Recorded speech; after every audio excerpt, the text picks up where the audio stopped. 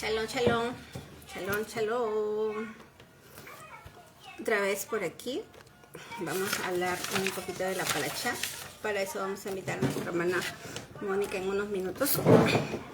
Estamos en la paracha 11, la porción de la Torah. Pero que es la paracha, es la porción que se da cada semana para poder leer en un periodo de un año los primeros 5 libros de la Torah, que es Génesis, Números, Levíticos y Deuteronomio.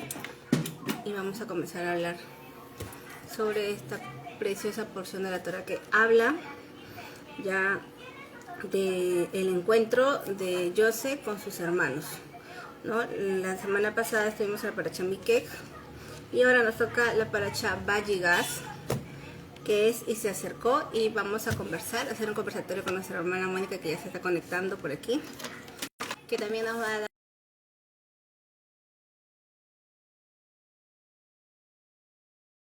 a todo. Se está uniendo a nuestra hermana Mónica. Shalom, amada. Shalom, Shalom, shalom, bendiciones. Escucha. Estaba estudiando justo la parashá y bueno, ahí vamos, pues, a ver qué hacemos. Amén. ¿Cómo está su día? Como siempre, como todos, agitado. Pero ya, contenta, igual. Como siempre, como el de toda mujer casada, con hijos o algo que tiene que hacer en casa. Como siempre. Sí, sí, en realidad sí, tiene mucho que hacer a veces. Igual. Pero ahí estamos. Siempre en casa. Amén. La paracha de esta semana está hermosa realmente. Es que mucho nos habla a nosotros, además. Amén. No sé si nos quiere compartir un poco de la semana. Sí, ¿sabe qué? También es muy interesante porque la Havdará es de Ezequiel 37. Qué hermoso, de los huesos secos. Esa Havdará nos toca esta semana. Claro. Y entonces, sí, está hermosísimo.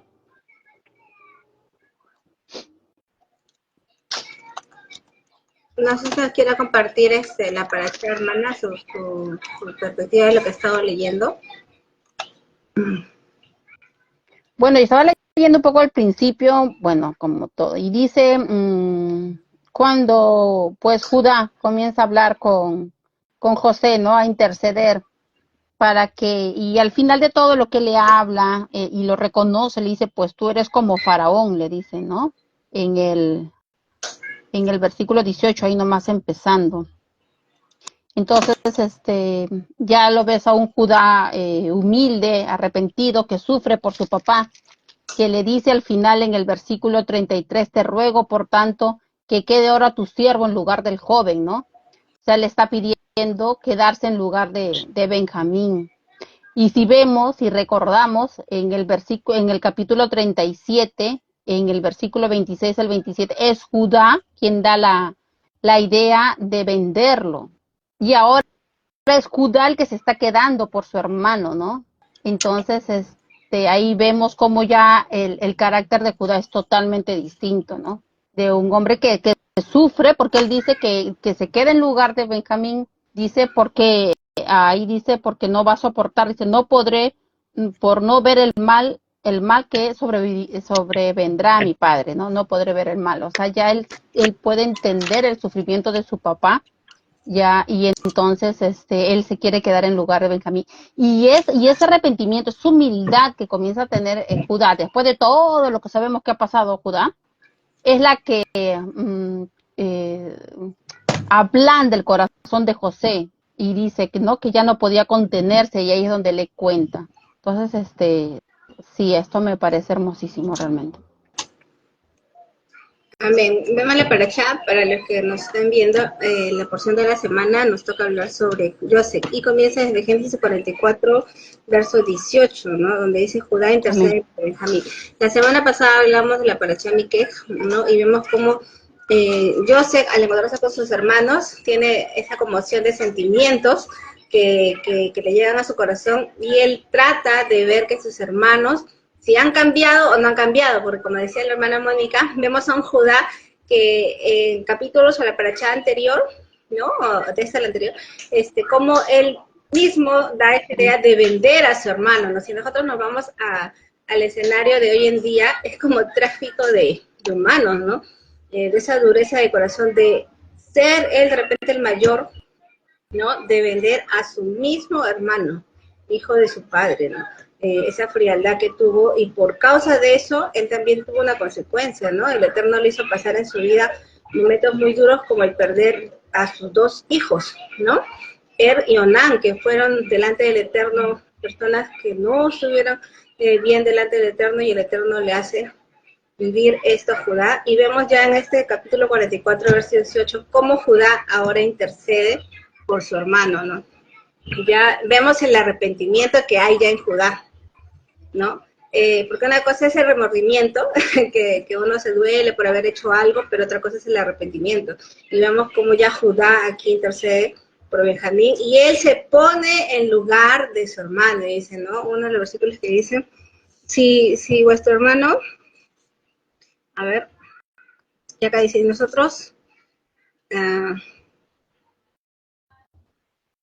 el 33 dice, te ruego por aquí tanto, te quede ruego, por ahora tu tanto, siervo en lugar que del quede joven. ahora tu siervo en lugar del joven por siervo de mi señor, y que el joven vaya con sus hermanos, porque ¿cómo volveré yo a mi padre sin el joven? También tenemos que pensar que Judá fue el autor y el que dijo, ¿sabes qué? Vendamos a mi hermano. O sea, ya sería la segunda vez que él estuviera defraudando a su hermano. O sea, imagínate, tener esa carga en el corazón de saber que tú fuiste el que engañaste, el precursor de haber engañado a tu padre, y ahora volver a perder un hijo más.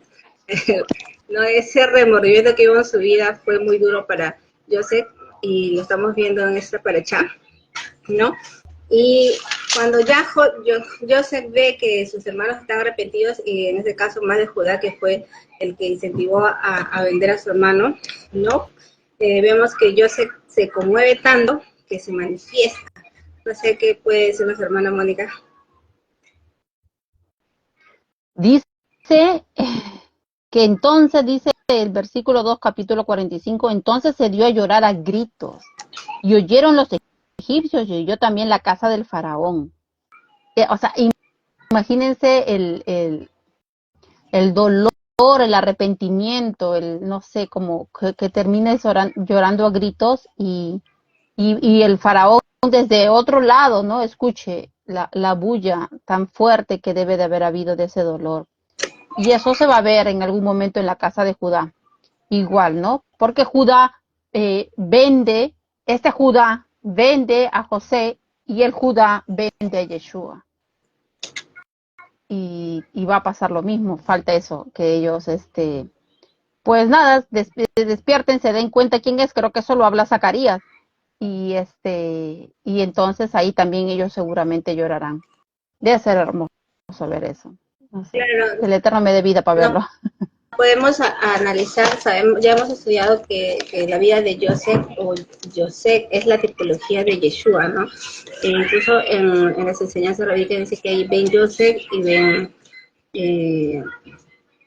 David, ¿no? O sea, como el Mesías, Ben Joseph era este Mesías que llegó a sufrir, ¿no? Y decía, Ben David es el Mesías que llega a reinar, ¿no? Es como una tipología. Entonces vemos como él también, Joseph, fue vendido por su hermano Judá, ¿no? Y fue llevado a Egipto, y ahí el Eterno pues estuvo con él, en todo momento estuvo con él. Y cuando ya Joseph se da a manifestar a sus hermanos, dice que en la Biblia, no, mirarán a mí, acá voy a buscarlo, ese texto que Así era es, eso es Ezequiel 12:10, Zacarías 12:10. si mal no me equivoco. Y derramaré Ah, sobre la perdón, casa de Zacarías David 12:10, de Judá correcto. y sobre los habitantes de Jerusalén espíritu de gracia y de súplica, y mirarán a mí a que traspasaron, y se lamentarán por él como que se lamenta por un hijo único, y llorarán por él como se llora por el primogénito. Vemos ahí cómo ese encuentro, cuando Joseph se descubre a sus hermanos, dice que él no puede contener el grito, ¿no? De todo lo que había pasado, y sus hermanos se asombran.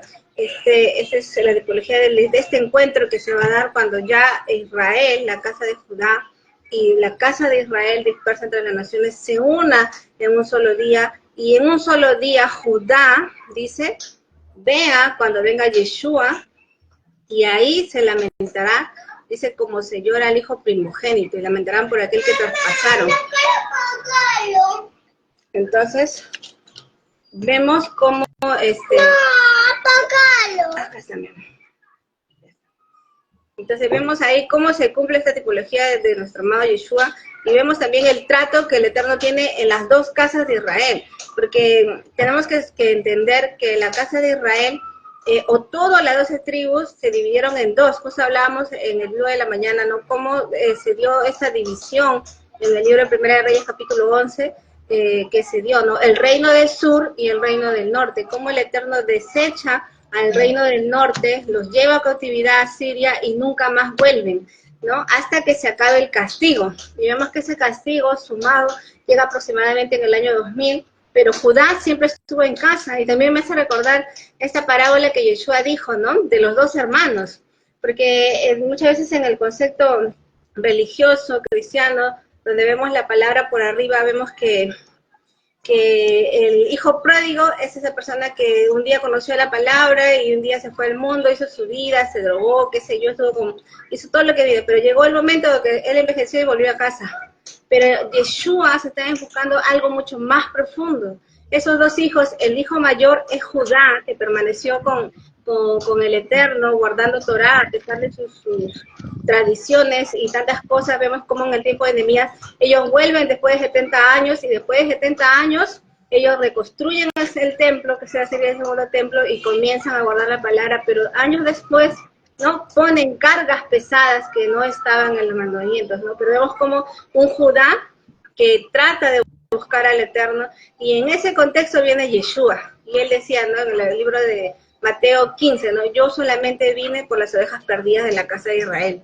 Entonces, ¿dónde estaba Israel? En la dispersión, ¿no? Y ya vemos en el tiempo final, ya, justo en esa tipología de Joseph, como en el tiempo final, el Eterno toma la casa de David, que es la casa de Judá, le pone espíritu de gracia para que se arrepientan, y ahí lloran por aquel que traspasaron, ¿no? Y lo lloran como a hijo, como dice la palabra en el libro, o sea, que Él los va a salvar no con espada, no con guerra, sino porque Él lo va a salvar por su gracia. Lo podemos ver en el libro de Oseas, quisiera leerlo, porque Oseas es un libro muy hermoso que habla de las dos casas de Israel, y dice, mas de Judá tendré misericordia y los salvaré por amor a Adonai, tu Elohim, y no los salvaré con arco, ni con espada, ni con batalla, ni con caballos, ni jinetes. El Eterno ha prometido salvar a Yehudá. Y vemos cómo en Zacarías, en un día, el espíritu de gracia se derrama sobre la casa de Judá, y dice que llorarán, dice, por familia.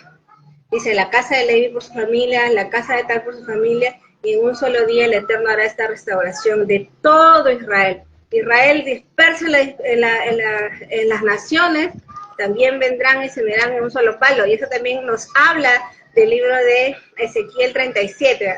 ¿No, hermana Mónica? Amén, amén, amén.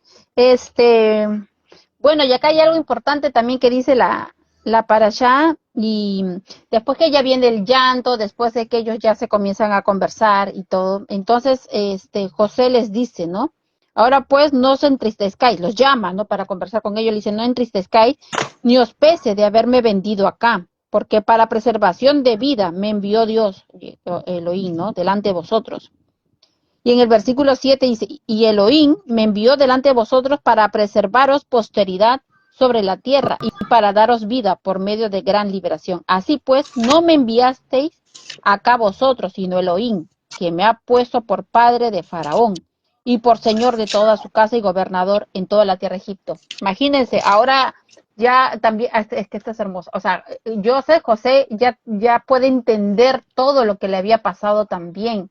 O sea, toda esa desgracia de la cárcel, donde él le dice al copero, mira, acuérdate de mí, y el hombre no se acuerda, y él sigue en la cárcel, y luego sale. Y todo eso que pasa, que lo venden sus hermanos, y toda esa desgracia, de todas maneras que él ha tenido ese dolor, porque es tremendo que tus hermanos propios te vendan como esclavo. Y ahora él puede entender que esto era necesario. Y le dice, inclusive, ustedes no fueron. O sea, esto tenía que darse. Y eso es realmente, no sé, es hermosísimo realmente la lectura. No sé si quiere agregar algo más. Amén. Vemos cómo vemos en la paracha, ¿no? Estamos hablando así por encima, más rato tenemos un estudio por Zoom y vamos a hablar sobre la paracha ya con todos los capítulos y versículos para poder conversar, es un conversatorio bíblico. Están invitados también, que es vía Zoom a las 7 de la noche.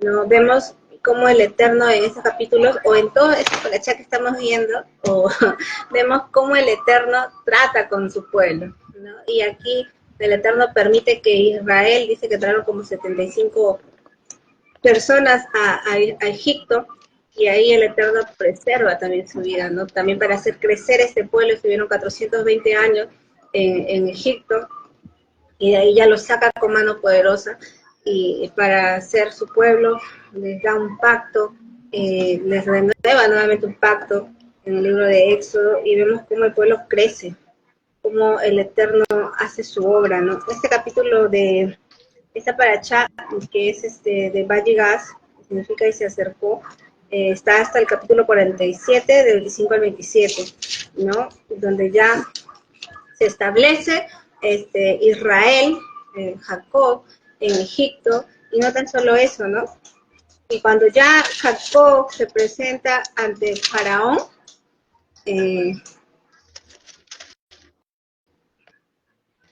no, él le dice, los años de mi vida, de mi peregrinación, son pocas a comparación de lo que mis padres vivieron, ¿no? Y vemos como ahí Jacob también dice que él es peregrino en medio de esa tierra, ¿no?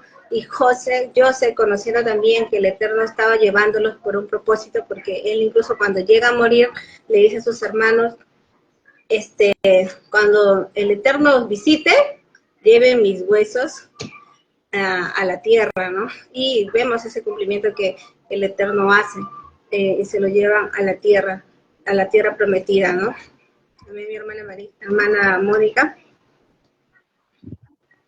Amén.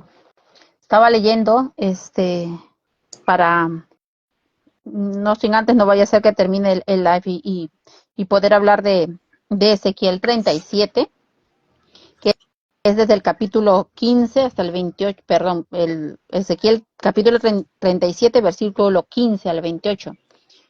Dice, vino a mí palabra de Yuhe Bajé diciendo, hijo de hombre, toma ahora un palo y escribe en él para Judá y para los hijos de Israel sus compañeros. Toma después otro palo y escribe en él para José, palo de Efraín, y para toda la casa de Israel sus compañeros. Júntalos luego el uno con el otro, para que sean uno solo, y serán uno solo en tu mano.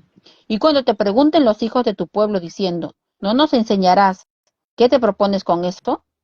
Diles, así ha dicho Yuhe Bajé el Elohim. He aquí, yo tomo el palo de José que está en la mano de Efraín, y a las tribus de Israel sus compañeros, y los pondré en el palo de Judá, y los haré un solo palo y será uno en mi mano. Y los palos sobre los que te escriba estarán en tu mano delante de tus ojos. Y les dirás, así ha dicho Yuhu Bajé el Elohim. He aquí, yo tomo a los hijos de Israel de entre las naciones a las cuales fueron, y los recogeré de todas partes y los traeré a su tierra. Imagínense. Y los haré una nación en la tierra en los montes de Israel, y un rey será a todos ellos por rey, y nunca más serán dos naciones, ni nunca más serán divididos en dos reinos. Hermosísimo. Eso todavía no pasa, pero pasará. Claro, muchos dicen que esa unión de la casa de Judá con la casa de Israel se dio cuando volvieron después de los 70 años, pero si nosotros analizamos bien la palabra, y más, ¿no? Leemos el libro de Oseas, capítulo 1, en la mañana lo leíamos, capítulo 2, vemos cómo el Eterno tiene dos tratos diferentes por su pueblo, con este pueblo que fue dividido en dos, reino del norte, reino del sur. Entonces Judá era el reino del sur, y Israel, las 10 tribus, lideradas como Efraín, eran el reino del norte, y el Eterno a Judá le promete salvación por gracia, a Israel le promete que iban a ser como multitud entre las naciones, Entonces vemos ahí cómo hay dos tratos diferentes, ¿no? Y toda la Biblia se enfoca en este plan de la salvación, ¿no? Y hablábamos en el libro de Romanos capítulo 11, 25, de la plenitud de los gentiles, ¿no? ¿Qué era la plenitud de los gentiles? Era esa salvación de todo Israel que iba a estar dispersa, ¿no? Que Yeshua vino a salvar, a llamar, y vemos cómo en Ezequiel hay una profecía que todavía no se ha cumplido, porque también vemos que en el libro de Ezequiel 37, ¿por qué no se ha cumplido? Porque versículos ya terminando el libro de Ezequiel, dice que ya no va a haber más guerra, el Eterno va a traer paz, el Eterno va a unir a sus casas. Vamos a leerlo para que no sean mis palabras. Ezequiel capítulo 37. Y dice el 23, ni se contaminarán ya más con sus ídolos, con sus abominaciones y con todas sus rebeliones, y los salvaré de todas las rebeliones de las cuales pecaron, y los limpiaré, y me serán pueblo, y yo por ellos solo. Es que es hermoso Ezequiel 37. Dice, y así ha dicho Adonai, Señor, aquí yo tomo de los hijos de Israel de entre las naciones, a las cuales fueron, y los recogeré de todas partes, y los traeré a su tierra. Baruch Adonai. Y los haré una nación en la tierra, en los montes de Israel, y un rey será a todos ellos por rey, y nunca más serán dos naciones. Vemos que aún aquí Ezequiel está dando esta profecía, es una profecía que no se ha cumplido, que se va a cumplir, que el Eterno ya está tomando al pueblo de Israel de todas las naciones para volver a su pueblo, para que sean uno solo. Amén. Dice, los haré una nación en la tierra, los montes de Israel, y un rey será a todos por ellos por rey, y nunca más serán dos naciones, y nunca más serán divididos en dos reinos, ni se contaminará ya más con sus ídolos, con sus abominaciones y con todas sus rebeliones, y los salvaré de todas sus rebeliones con las cuales pecaron, y los limpiarán, y me serán por pueblo, y yo seré ellos por Dios. Mi siervo David será rey sobre ellos, y todos ellos tendrán un solo pastor, y andarán en mis preceptos, mis estatutos, y guardarán, y los pondrán por obra. Y habitarán en la tierra que di a mi siervo Jacob, en la cual habitaron vuestros padres, en ella habitarán ellos, sus hijos y los hijos de sus hijos para siempre. Ese para siempre es eterno, para siempre, ¿no? Esta promesa aún no se ha cumplido. Vemos que cuando Judá regresó de la dispersión después de 70 años de la cautividad de Babilonia, igual, después de Yeshua, en el año 33, si más no recuerdo, el año 70, volvieron a ser dispersos en las naciones, el reino de Judá, pero Israel no volvió, vemos que no volvió.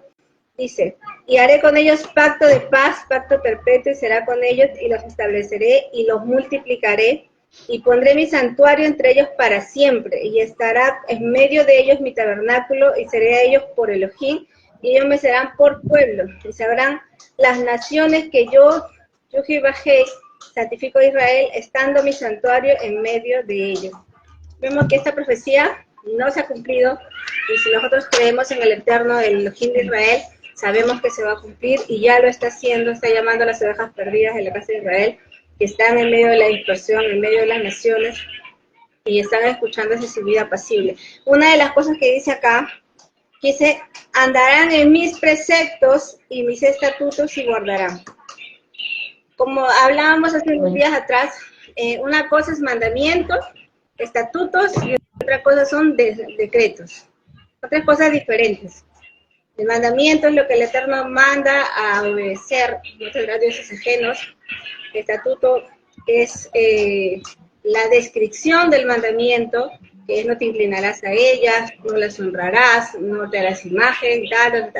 Y el decreto es que si yo obedezco el mandamiento, como dice el estatuto, entonces el Eterno me da vida, o muchos de ellos, si nosotros vemos en el libro de Levítico capítulo 20, vemos que muchos de los pecados que se hacía y se hace, muchas veces la sentencia es muerte. Entonces ya el Eterno nos da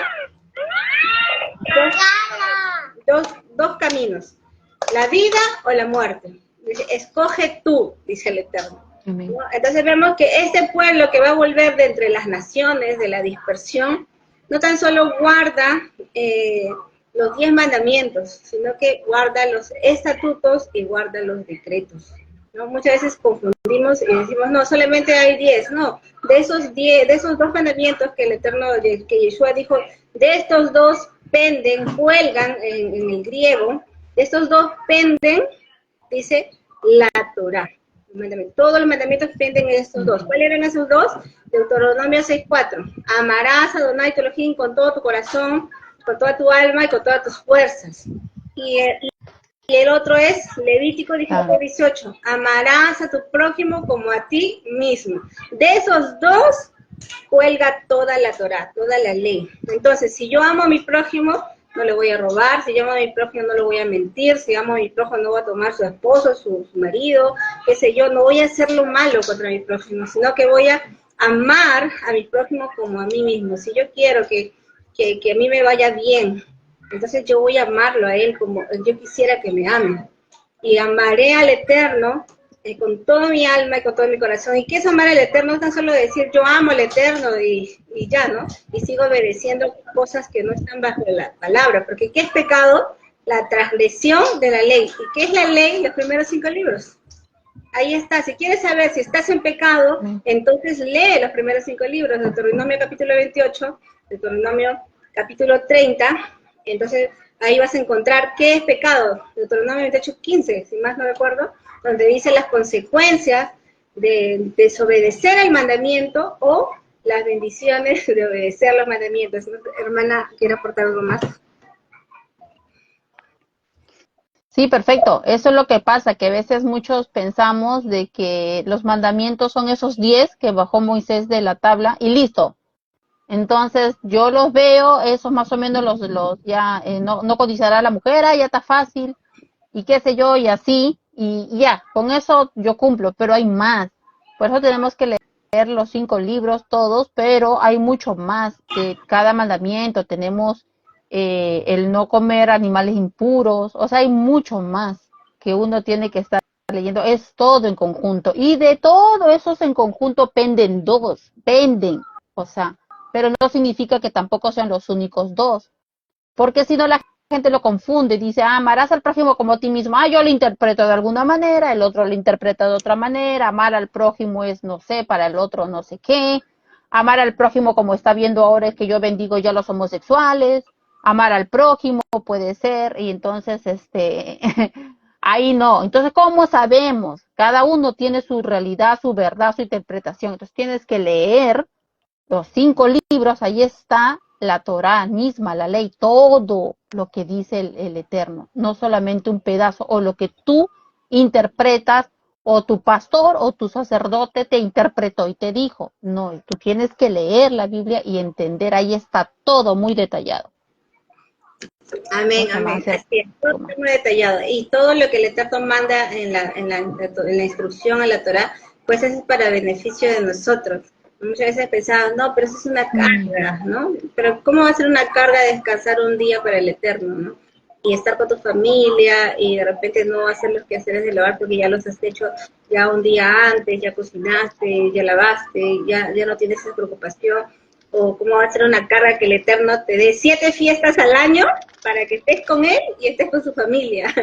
O sea, eso no es una carga, es una gran bendición, ¿no? Muchas veces las personas que no conocen la palabra y no viven su Torah, su instrucción, vemos cómo se prepara al año con estas 2 fiestas, ¿no? Que ya estamos entrando acá unas semanas, y más se afanan en el regalo, más se afanan en la ropa, que qué le voy a regalar. Justo hoy día en la tarde estaba en una tienda con mi hija, y miraba esas tacitas con esos adornos rojos, que no voy a comentar, y todo con respecto a estas fiestas, y yo me acordaba cuando yo era más niña, más pequeña, y decía, uy, cuando yo era pequeña, bueno, chiquita, quería regalarle algo a mi mamá y me entristecía porque no tenía ese dinero, era muy niña.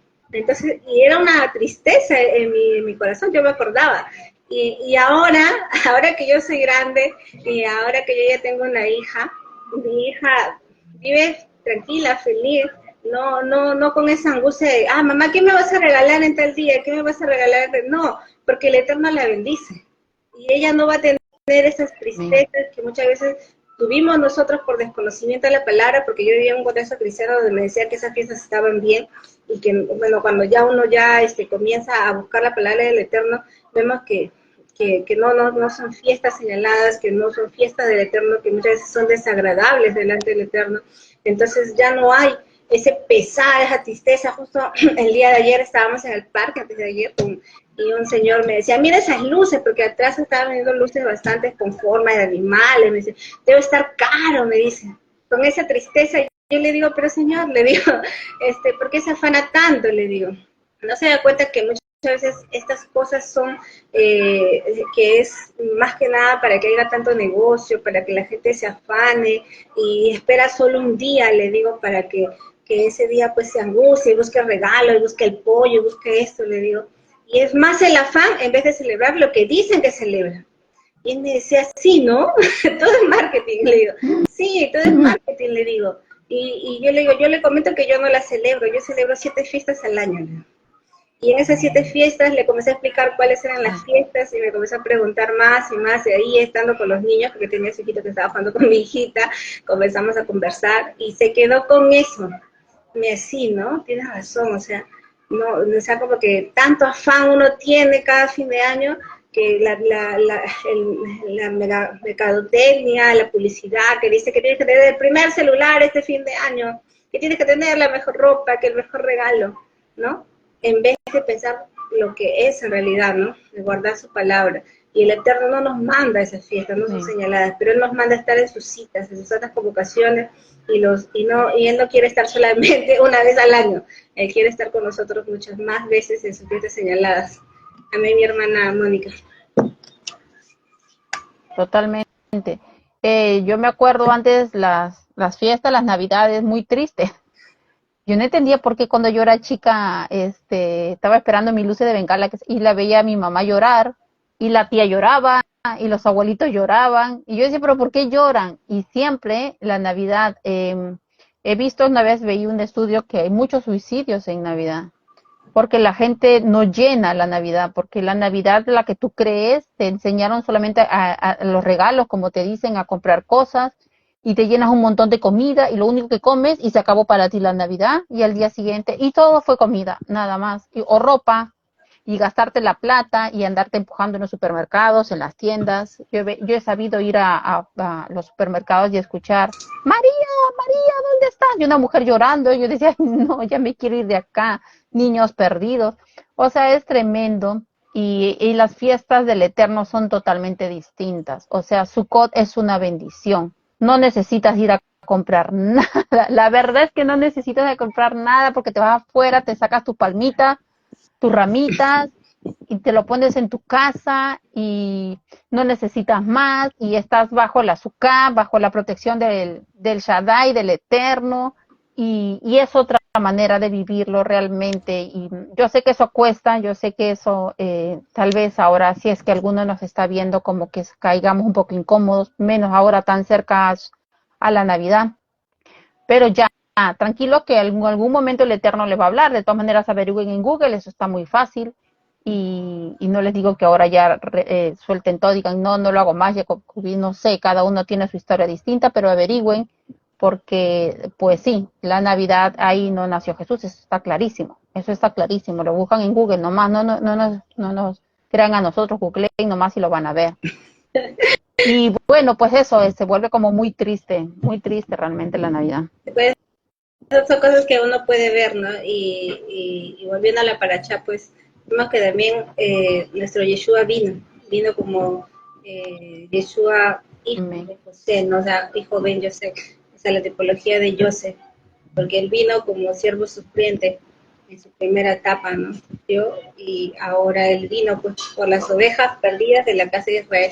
Y vemos como de Joseph, que viene Efraín, su hijo, el que recibe la promesa, ¿no? De donde viene la plenitud de los gentiles que hablan Romanos 11:25, de él, de Joseph viene esa promesa, ¿no? De que Israel iba a estar en la dispersión y que iba a llegar un momento donde el Eterno los iba a recoger. Y otra de las cosas que en Ezequiel dice que él está, los huesos de José están como que en un campo, ¿no?